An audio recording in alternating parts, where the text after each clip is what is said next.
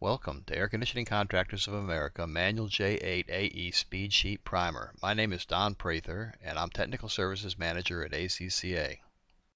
Manual J8 AE is an abridged version of the 8th edition of Manual J. It provides an introduction to the residential heat loss and heat gain procedures. Mastery of the material in this guide is a prerequisite for using the unabridged version of Manual J. As you can see on the right here, there's a checklist, and you need to have everything signed yes on that checklist in order to proceed. We're going to go into that in a little more detail as we move forward. Part 1 of J8, sections 1 through 10, contains the AE version. So that's the abridged edition. It's all contained in the first 10 chapters of the Manual J, the full Manual J. It also comes in a separate version that just has the AE sections.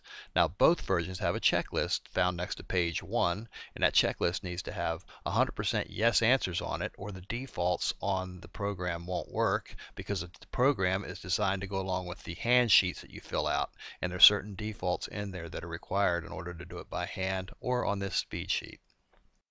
Alright, the next 14 slides are going to be a little bit boring, but hopefully we'll try to make them a little exciting here as we go, because I'm going to be talking about what the rules are that we have to follow 100% yes, and I'm going to read them to you because I want to make sure you understand what they are so you can use a speed sheet properly. The structure is a single-family detached dwelling. The total window, glass door, and skylight area does not or shall not exceed 15% of the associated floor area. The glass is or shall be equitably distributed around all sides of the dwelling. The dwelling appears to have obvious and sufficient exposure diversity. Heating and cooling is or shall be provided by a central single-zone constant volume system. The dwelling shall have no radiant heating system. The comfort conditioning system is not or shall not be equipped with a ventilation heat exchanger or a ventilating dehumidifier. Windows and glass doors have or shall have clear 1-pane, 2-pane, or 3-pane glass. The indoor design conditions shall be heating 70 degrees Fahrenheit, cooling 75 degree dry bulb, and 45%, 50%, or 55% relative humidity, unless superseded by code. The outdoor design conditions shall be equal to the table 1A exactly, unless superseded by code. Why did I say exactly? Well, some guys try and stick other numbers in there, and that's not the way to do it. If you have a problem with the numbers, they're not going to get the load right. So we need to get the load right, and I'll go into a little more detail on that later. Skylights shall be flat and shall have clear 1-pane, 2-pane, or 3-pane glass. Curbs shall default to uninsulated wood 2x4. Skylights shall not be equipped with a light shaft or an internal shade. For heating, the default U values for fenestration assemblies shall be those listed in Table 2A. For cooling, the default U values for the solar heat gain coefficient values shall be those listed in Table 3A and 3C. The foreground reflectance shall default to 0.20. All conventional windows and glass doors shall default to internal shade, medium color, blind, with slats at 45 degrees, except purpose-built daylight windows and skylights, which shall have no internal shade. What are those? Those are ones that are designed to collect the sun or never have shades that look out over a lake or something. Bug screens, French door, and projection adjustments shall be made when such devices and construction are observed during the site inspection or appear on the building plans. Windows and glass doors are not or shall not be equipped with external sun screens. Overhang adjustments shall be evaluated and applied to all window and glass doors. Above grade, the dwelling has or shall have wood frame walls or empty core blocks with no metal framing, no filled core block. The exterior finish shall default to brick veneer, stucco, or siding. The interior finish shall default to gypsum board. Below grade, the dwelling has or shall have empty core block walls with or without board insulation, with or without framing and blanket insulation. Framing shall be wood, not metal, when applicable.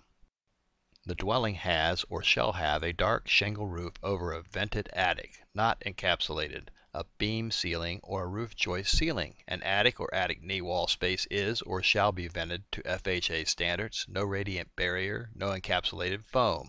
Slab floors shall have no edge insulation or 3 feet of vertical insulation that covers the edge. Basement floors shall default to no insulation below slab, no sensitivity to width. Floors over a closed space shall default to no insulation on the walls of the closed space. Floors over a closed space shall be insensitive to tightness of closed space. Table 5A appliance loads is 1200 or 2400 BTUs per hour. The number of occupants equals the number of bedrooms plus 1. Now that last check there, that's something a lot of people mess up on, and I'm going to point it out again later, because when you're filling out the sheet, you need to have those numbers correct. The duct system is or shall be installed in one horizontal plane, entirely in a conditioned space, in an attic that has no radiant barrier, no encapsulating foam or closed-in crawl space, or unconditioned basement. Below-floor duct runs shall default to trunk branch perimeter supplies, large return close to the air handler. Attic duct runs shall default to round, spider pattern supplies in room centers, large return close to air handler or return closet door, or rectangular trunk and branch supplies near inside walls, large return at floor of conditioned space. The duct system is or shall be sealed to the Manual J default value of 0.12 to 0.24. Now, credit for tighter systems requires a leakage test. Leakier systems should be sealed. Leakage greater than 0.35 to 0.70 is unacceptable. Ducts in unconditioned space have or shall have R2, R4, R6, or R8 insulation. In other words, they need to be insulated if they're in an unconditioned space. There is no engineered ventilation, or such ventilation is or shall be provided by piping outdoor air to the return side of the duct system. Pressurization effect on infiltration is ignored. No other type of ventilation system shall be installed in the dwelling. A blower heat adjustment shall be made. When manufacturer's performance data is not discounted for blower heat, the blower heat adjustment shall be 500 watts. Congratulations, you made it through the 100% yes checklist. And if you can mark everything on that list 100% yes, you're good to go. Now there's one note. A qualified practitioner may substitute a full version of the heat transfer multiplier for an abridged version of the heat transfer multiplier. What does this mean? This means in the abridged book itself, there are less heat transfer multipliers, there's less types of assemblies. So if you have an assembly number for something else, you can use it in the abridged version, and you can use it on the speed sheet. Now let's look at the speed sheets. This is the speed sheet, and they're available at www.acca.org/speedsheet. You probably already found them. Now, one great thing about these that you need to remember is download them onto your computer and save them in a file or on a desktop or somewhere where you know where they are. That way, when you need one in the future, you can use it, because once you fill in all of the data on one of these, it becomes a template for other homes built the same way, and it shortens the process of filling in everything, because then you're just changing sizes and directions. One thing you need to know right away is the color codes on this sheet. Yellow cells are user lookup cells. Click on the cell and then click on the pull-down menu, then select an item. White cells require user input. Type input values directly into the cell. Green cells contain text cells, row and column headings, etc. They're locked and not accessible to the user. Blue cells are output formula cells, and they're locked and not accessible to the user. Orange cells hold subtotals or totals for heat loss and heat gain, and they're locked and not accessible to the user. Therefore, you got to put everything in right when you're doing the yellow and the white cells, because the other ones are not accessible, so you can't really force them to do what you want. Guess what? There's exceptions to every rule, and at the top of the form you have a slide down and a fill-in place that's not yellow, and so that's the only ones that you need to worry about at the very top of the form. And design, state, and city, if you clicked on that down there where the arrow is pointing, then something like this pops up and you can scroll down and pick your state. Next, you pull down the city and you select your city, and some of the blue stuff starts filling in. We'll go over that a little bit more here in a second.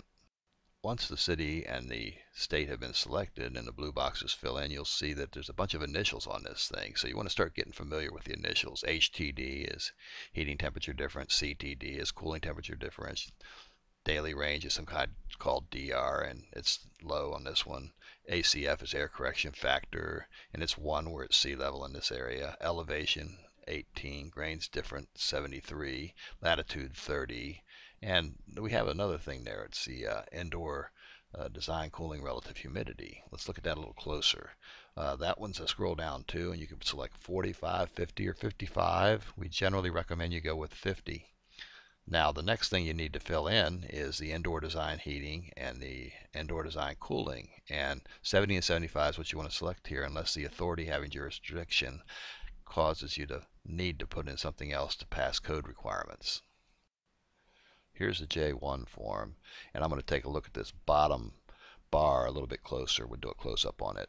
It's got the README, the J1 form, the summary, the glass schedule, doors, glass, walls, ceilings, floors, and there's a blue tab all the way at the end that's help, and then an orange one, what to do next. And that's the whole bottom form that we're going to be using and clicking on to fill in the values that then transfer to the front form, which is the J1 form. So basically it's backwards. You don't start with the front form, you start with the back forms, and you fill in the information you need, and then that information automatically is transferred to the next form you need, and then transferred eventually to the front form where you just fill in the areas, and then it does all the math for you based on what you filled in. Here's the one time you're going to see me go out of order. I'm going right to left along this bottom scroll bar with the exception of doors and glass. I'm going to do glass first because it's first on the manual N1 form. And we're going to fill out the glass. And if you click on the glass, and it pops up the table that you see below, and then you need to fill in the table values. And this is where you type in the table values or they won't appear anywhere else on the form. Now the first thing I'm going to do is type in the value, and let's say I've got a XXXXX window. Then what I want to do is I select that out of the table 2A, and you're not going to find that in 2A. I just put that in to show you that you can type in whatever's real and you find out there, and it'll go in there. And this is an example of the HTM that you can put in. That's really the new numbers that you have would be based on what is actually there. So if there was some kind of new window, you could actually put it in here and it would work. Next, you're going to go to table 2A, which is called the generic window and glass door defaults. And you're going to see that for the numbers for the type of windows, the generic windows and glass doors, that there's going to be a value, a U value. And so based on the type of unit, you're going to pick the U value. Now for my XXX, I have a U value that goes with it, and so I place that in here. Additionally, the next move is to go to table 3A in the textbook, and there you'll find your HTM values, or heat transfer multiplier values, for windows and glass doors and heat gain. And you look down at those tables in there and you select out the values that are applicable and put them into the form. Now at the bottom of the page in the glass schedule, and I didn't have enough room on here to show you the whole thing at once, but this is all one piece that attaches to the other piece on a computer, and you can scroll down to it, are population instructions for windows, glass doors, and skylights. And anytime you have any questions or you want to refer to filling out the form, this is the first place to look when you go down to the bottom of the page here, and you can look through these instructions if you have any questions or anything that you want to know, and they'll tell you exactly what you need to know to fill it out. Example is down here at the very bottom of the page. It's got a number 4. It says refer to table 3A for cooling HTM values for windows and glass doors. You can enter up to 5 different glass types for the vertical glass heat gain. Heat transfer multiplier values from table 3D-1 of the unabridged version of Manual J are valid entries. For example, and then it goes on, there's more stuff down there in examples. And at any rate, that's something that's important to remember, because if you get stumped a little bit, you can look at these and the directions will actually walk you through how to do it. As we go on down further, here's the values that are down below, the notes, construction attributes for windows and doors. And it's got all of the attributes and what you can do, and including the internal shade is none, blinds at 45 degrees, drapes or roller shade, half drawn, and all of these, if you'll recall, we're back in the rules. And so the rules are the defaults that are set in here, and this will remind you of what they are as you go for each individual section. Now we're making progress. We're moving over to glass schedule, and we're going to click on that at the bottom of the page, and then we're going to go to a scroll down here because it's a yellow tab, and we're going to scroll down and try and select our XXXX. Once we find the XXX and select it, then we can go on to the next step, which is to fill in the direction it faces, and then the height of the opening and the overhang distance and the type of opening overhang, and those all three get typed in. So that gives you what you have there. So if we look at this on the right, we'll see we have the height of the window, then we have the height above it, and we have the distance out, and this is going to give us shading values that are going to automatically be calculated by the form because we filled it in here. Now at the bottom of the page, again, we've got some reminders and stuff that we need to do and telling us some directions. So again, if you have any questions, look there first before you go off of the page, because it might tell you what you need to know to finish the form. This is where things really get cool if you're used to doing this longhand, because it automatically populates when you click on the J1 form, the J1 form. So our new window type comes up, and it comes up facing in the direction south, and it's XXXX, which we typed in, and that's the reason I use the X's. Now you can see it stands out when we start looking at this, and it doesn't mix in with the other ones.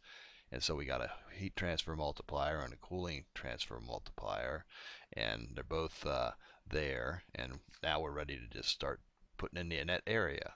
Well, where would we put in the net area? We put it in over here in a white box, because that's where you type stuff in. Remember, white's where you type stuff in. And at the top, we've typed in master bedroom, because this is a whole house, and we're going to look at all the other rooms, and they go off to the right there on the form, and you can scroll over using a scroll bar at the bottom of the form to see those, and you can go up and down the form with a scroll bar on the right to move things up and down so you can see them on your page. And all of that makes it a little confusing when you're first starting, but after you've seen a few of them, it'll be crystal clear exactly what it does. So once we type in that 44, that gives us all the other values in the blue. They automatically populate as soon as we click off of it. So when we look at our values as they populate, we got a heating BTUs per hour of 1128 and a cooling BTUs per hour of 2420. And we have the exact same values for the master bedroom. Now the block load, which is the ones on the left there, if you look at the top of the column, it says block load right under the ACCA, and that will be the total. So if we had like 22 in this master bedroom of that window size and 22 in another room, then those two rooms would be half of the value, and they would add up to the block load, and that it becomes clearer as you go and look at it. But the bottom line is that if you have individual rooms, then you can put the same windows that are facing south in those rooms all the way across the line here, and then the values all add up to give you your total block load. Here we are, we're back at doors now, and from here on out we're going to go left to right, except we're going to skip over glass because we already did it. Now what we can see here is we have the type of door, and we have a U value, and we have our instructions, the population instructions down below here. And input values are entered in the white cells, and input values for wood and metal doors are extracted from table 4A. And ignore glass if glass area is less than 51% of the door. That's an important note to remember. What we're showing here is that I've entered the XXX again, so you can see it clearly when we get to the other tables. Now that would be normally a 4A table value, and then the 4A table corresponding U value would be entered here. Once again, you've got your notes at the bottom of the page that you can read if you have any problems or questions. Once we click on the J1 page, we got something slightly different, because we're going to look at the yellow scroll down here for the door, and we're going to scroll down and find our XXX and then select it. Once that XXX is selected, you can see that the heat transfer multipliers for heating and cooling are both already entered in a blue sheet. The rest of the blue will be entered after we fit the net area for the door. Here I've selected 32 square feet for the net area of the door. So we end up with 599 BTUs per hour heating and 544 BTU hours cooling based on our HTM numbers for heating and cooling. Now we move a little further to the right on our scroll bar at the bottom, and we click on walls, and up pops the wall worksheet.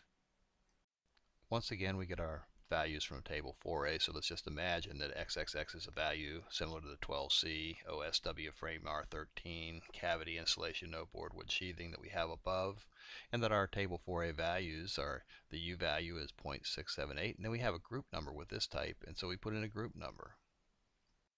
Once we completed our work table value, we go back to the J1 form, and this time again we scroll down to select, and we're going to select the XXX value, which automatically populates the heat transfer multipliers for heating and cooling. With the walls completed, we then go to the bottom of the table and we scroll across to ceilings and we click on them. And ceilings are just like everything else we've been doing. Once again we go to the table 4A and we grab the values and we plug them in. We get the U value, and the CLTD will automatically, we put that in there. And why is that one that we have to fill in? Well, because it may not be the same. In other words, the ceiling may be underneath a roof that's got a different temperature or something like that. But if our normal CLTDs work, then we use them. Once we got that done, we go back to J1 form and we plug in our XXX, and the two HTM values once again will appear. After we put in our net area, then the rest of the values fill in and the ceilings are completed. Obviously, if we have two different ceiling areas, one is like over bedrooms or something, and the other is a ceiling that goes all the way up to the rooftop in a large room, then we're going to have two different values, and we'll have two different areas for the rooms, and everything will be included in the block load. Now that we've finished with the ceilings, we're going to go on to the floors. Natural progression here, going to the right on the bottom, we click on floors, and voila, we open the table for floors. And we go in here and we plug in a XXX value for table 4A, and then we go to 4A table and we find a U value. And since this is a floor over enclosed unconditioned crawl space or basements, we got a temperature differential based on the outdoor air temperature, and that needs to be plugged in order to move on. We now click on the J1 form and we're back on the front page. We go to the yellow scroll down, we select XXX under passive floors, and we got HTM heating is 150 and cooling is 460, and we then get ready to plug in our net area again. Once the net area is plugged in, we have all our values for heating and cooling, and in this case we got 161 BTUs per hour for heating and 64 for cooling based on this floor load. From now on, we don't go off the J1 form. We just fill in what we have down at the bottom. And where we're going to start now is we're going to look at the number of fireplaces. That can be 1 through 3. We can look at envelope leakage. That can be tight, semi-tight, loose, semi-loose, and average. And in older homes, you probably want to use loose. You don't want to use average. And most homes, if they're really well built and they got wraps on them and they've been done by new standards, end up being average when you do a blower door test on them, unless somebody's done a whole lot of time and money trying to seal them up tighter. Additionally, we want to hit in the heated and cooled square footage, which is 1275, and then for 10-foot ceilings, 10 times that is 12,750 cubic feet. And then that will plug in some numbers there automatically in blue for us under the block load, and for our room. Once we plug in the areas, we'll have it. The next line, internal gains, is line 13, and that's where most people hit their Waterloo. You know, that's where Napoleon lost, so this is where most people lose when they don't get an answer. They don't fill these two lines in properly, so pay attention here. The internal gains, we have 2400 BTUs for appliances, 1200 or 0, and those are the only options. For occupants, the number of bedrooms plus 1 is the number of occupants. Now when you look at that, the master bedroom has 2 here, so if we didn't have anything and this was a block load, we wouldn't get any answer for this, because you have to put somebody in another bedroom. So you could put 3 in the master bedroom, you could put 3 in any other room in that house, and it would give you an answer. But if it doesn't equal 3, it's not going to work. So normally what you do is you take that 2 people and put them in a master bedroom and in a 2-bedroom house, and you put 1 person in the other bedroom. That way they're comfortable at night when they're sleeping, because the cooling will work right. Now, having done that and put the 3 in 2 and having 3 in the other one, we also want to look at the appliance BTUs. They can go in whatever room they fit in. Now, obviously, in this particular case, the white block is just showing you where the block is. If you go scroll on across to the right, you'll see a utility room or a kitchen or someplace where you want to put the BTUs. But you can put 1200 in 2 different rooms. You can put 604 rooms. However you want to do it, it's got to add up to the 2400 if you select the 2400, or it's not going to give you a final answer. Next, we slide on down to duct losses and gains. Infiltration automatically fills in. It's an orange bar, so we don't do anything there. But we do have 3 scroll downs here, and we need to consider what type of ducts we have in a conditioned space or where they're at, and we need to figure out what our R value is, and we need to figure out what our leakage class is. And selecting from the scroll down selections, you can pick the proper one and click on it. Have one other thing we got to do. We got to select our installed square feet, or we can use a default of 1. And so in this case, I just use the default of 1 for the supply and return. We now have moved on down to ventilation and combustion air. We're down here on line 16, 19, and 20, and we don't have any furnace or water heater in this place. They're all electric, so we don't have that. We don't have to worry about that load. We got table 8A CFM for air coming in, and that gives us some numbers in blue. We got the manufacturer's performance data that has no blower heat discount, and so that gives us a little more cooling load because the heat from the blower is going to heat up the air a little bit as it goes through. And then line 20 automatically fills in orange, and it is 15,555 BTUs per hour of heating and 13,237 BTUs per hour of cooling.